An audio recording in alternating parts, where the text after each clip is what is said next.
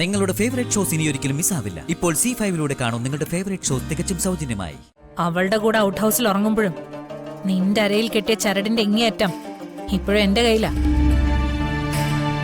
എന്നെ ചതിക്കണമെന്ന് മനസ്സിൽ എപ്പോഴെങ്കിലും തോന്നിയാ അപ്പൊ നീ ഓർമ്മിക്കണം, അത് നിന്റെ അവസാനമായിരിക്കുന്നു. അപ്പൊ പെണ്ണുങ്ങളുടെ മനസ്സ് കീഴടക്കാനുള്ള മന്ത്രമൊക്കെ അറിയാല്ലേ? ഇതൊക്കെ മോൻ എവിടുന്ന് പഠിച്ചതാ? എവിടുന്നും പഠിച്ചതല്ല. പിന്നെ ഈ വാസന സോപ്പിന്റെ മണം കിട്ടിയപ്പോ സ്വയം തോന്നിയതാ.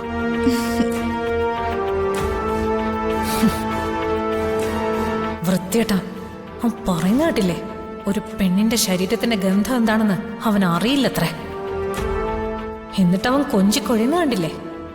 ഇവിടെ എല്ലാം തകർന്നു നിൽക്കുമ്പോ നീ റൊമാൻസ് കളിക്കുന്നു.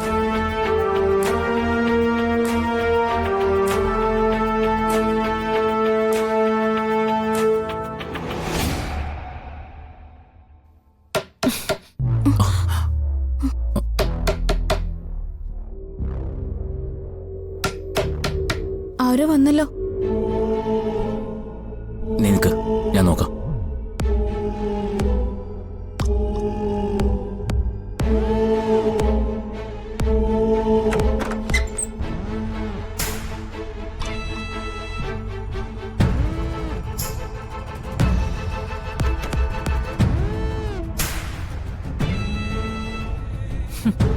നീങ്ങി വന്നേ.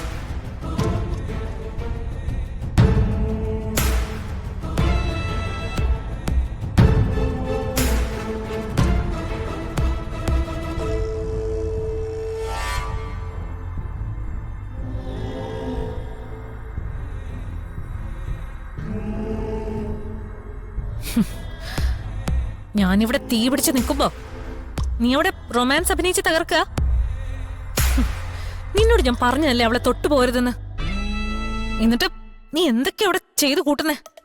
അവന്റെ ഒരു പഞ്ചാര വർത്തമാനം എല്ലാം ഞാൻ കേട്ടു. അവളുടെ തൊലിവെളുപ്പിൽ മയങ്ങി നീ എന്നെ ചതിക്കുമെന്ന് എനിക്കിപ്പോ ബലമായ സംശയമുണ്ട്. നീ എന്നെ തെറ്റിദ്ധരിച്ചിരിക്കുകയാണ്. നീ അവിടെ കണ്ടതും കേട്ടതുമെല്ലാം നമ്മുടെ പ്ലാനിങ്ങിന്റെ ഭാഗം മാത്രമാ. ഭാര്യയും ഭർത്താവുമായിട്ട് അഭിനയിച്ച് ജീവിക്കുന്നത് അത്ര എളുപ്പമുള്ള കാര്യമല്ല എന്നുള്ളത് നീ ഇനിയെങ്കിലും ഒന്ന് മനസ്സിലാക്ക്. നമ്മുടെ വഴിക്ക് കൊണ്ടുവരാൻ എനിക്കിതുപോലെ പല പഞ്ചാര വർത്തമാനങ്ങളും പറയേണ്ടി വരും. അതൊക്കെ നമ്മുടെ ലക്ഷ്യം സാധിക്കാൻ വേണ്ടിയാണെന്ന് മാത്രം നീ മനസ്സിലാക്കിയാൽ മതി. സംസാരിച്ചത് പോട്ടെ, നീ എന്തിനാ അവളെ ഉമ്മ വച്ചത്?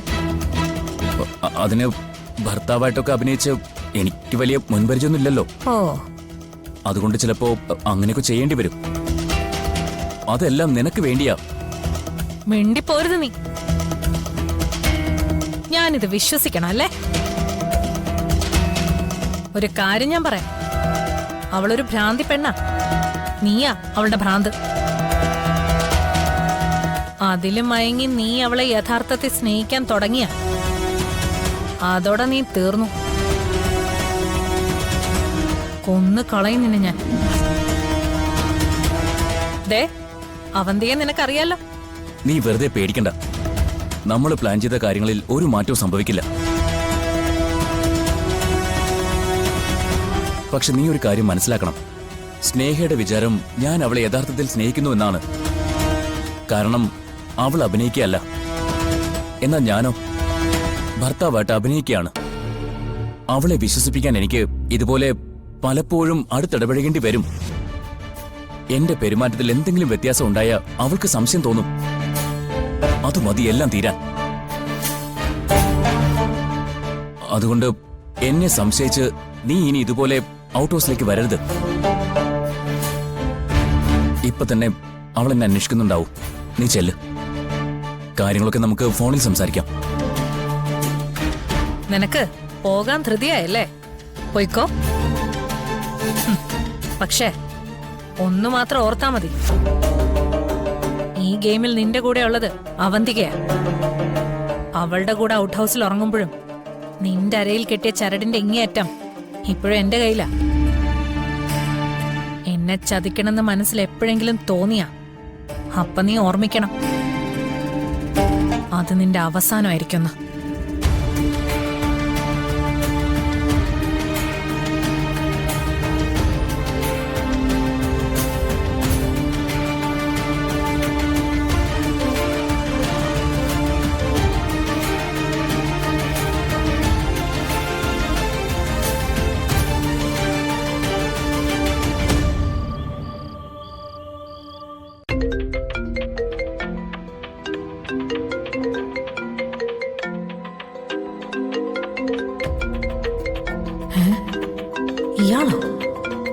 ഇയാളെന്തിനാ ഇപ്പൊ വിളിക്കുന്നേ?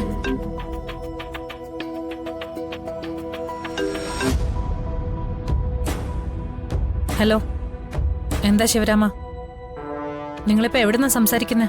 അതൊക്കെ അവിടെ നിൽക്കട്ടെ. ഞാൻ മറ്റൊരു കാര്യം പറയാനാ ഇപ്പോ നിങ്ങളെ വിളിച്ചത്.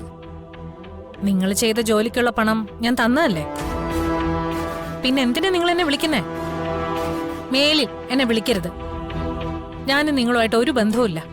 എന്ന് പറഞ്ഞാൽ എങ്ങനെയാ മാഡം? എനിക്ക് നിങ്ങളെ അത്യാവശ്യമായിട്ട് കാണണം. എന്താ കാര്യം? കാര്യമൊക്കെ ഞാൻ നേരിട്ട് കാണുമ്പോ പറയാം. പക്ഷെ നിങ്ങൾ വരണം. എനിക്ക് നിങ്ങളെ കണ്ടേ പറ്റൂ. നമ്മൾ തമ്മിലുള്ള എല്ലാ കണക്കുകളും തീർന്നതാ. ഇല്ല മാഡം, നമ്മൾ തമ്മിലുള്ള യഥാർത്ഥ കണക്കുകൾ ഇനി തുടങ്ങാൻ പോകുന്നതേ ഉള്ളൂ. ഒരു കാര്യം ഞാൻ പറയാം. ഞാൻ പറയുന്ന സ്ഥലത്ത് നിങ്ങൾ വന്നില്ലെങ്കിൽ ഞാൻ നെല്ലിശ്ശേരിയിലേക്ക് നേരെ കയറി വരും. അത് വേണോ? വേണ്ട, ഞാൻ വരാം.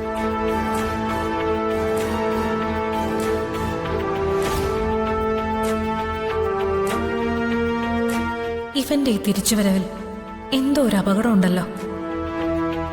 ഇയാൾ എന്തിനാ എന്നെ കാണണമെന്ന് പറയുന്നേ?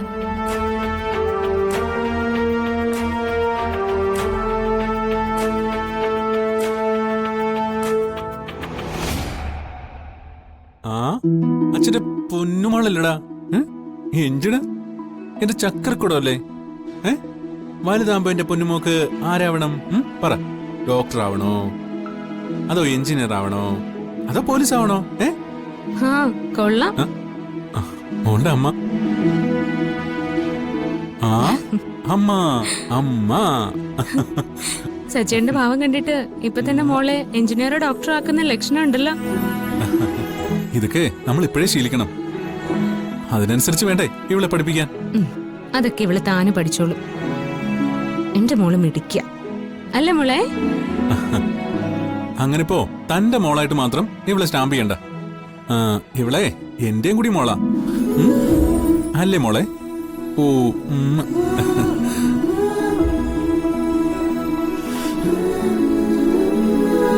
ഹലോ, എന്താ? സച്ചേട്ടന് എന്നോട് ദേഷ്യമുണ്ടോ? എന്തിന്? ഒരു കുഞ്ഞിനെ കിട്ടാൻ വേണ്ടി നമ്മൾ ഒരുപാട് ആഗ്രഹിച്ചതാ. അതുകൊണ്ടല്ലേ ദൈവം നമുക്ക് ഇവളെ തന്നത്. സച്ചേട്ടന്റെ മനസ്സ് എനിക്കറിയാം. ഡൗൺലോഡ് ചെയ്യൂ C5 ആപ്പ്. കാണൂ എല്ലാ എപ്പിസോഡുകളും സൗജന്യമായി.